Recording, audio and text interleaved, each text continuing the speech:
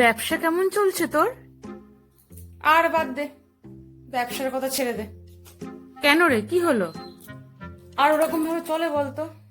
মানে ব্যবসার যা খারাপ অবস্থা আমার না, লাস্ট মান্থে যে লাভটা হয়েছে তুই বললে বিশ্বাস করবি না।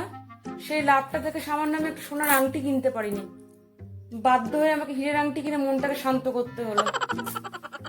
এই অবস্থা চলছে আমার ব্যবসার। বাড়িতে কেমন করে খাওয়া দাওয়া করছি জানিস?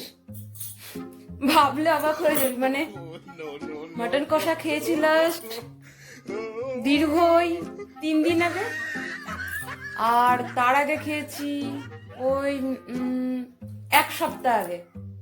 এইভাবে চলছে জানিস। মানে ব্যবসার যা অবস্থা, মাঝে মাঝে তো আমার ভয় হয় যে আমি বড় না হয়ে যাই। যেভাবে এগোচ্ছে কি হবে বলতো এভাবে এগোতে থাকলে? চল পুরী ঘুরে আসি। পুরী তোরা যা, তোদের অনেক টাকা আছে, আমারও তো যেতে ইচ্ছা করে, তাই বাধ্য হয়ে আমাকে দুবাই বেরিয়ে যেতে হয়। কত দুবাই যাব বলতো? তাই এবার ভাবছি লন্ডন বেরিয়ে যাব।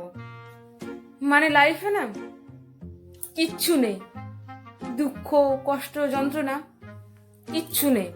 মানে ভয় হয় আমার এইভাবে সারা জীবন হ্যাপি না থেকে যায়।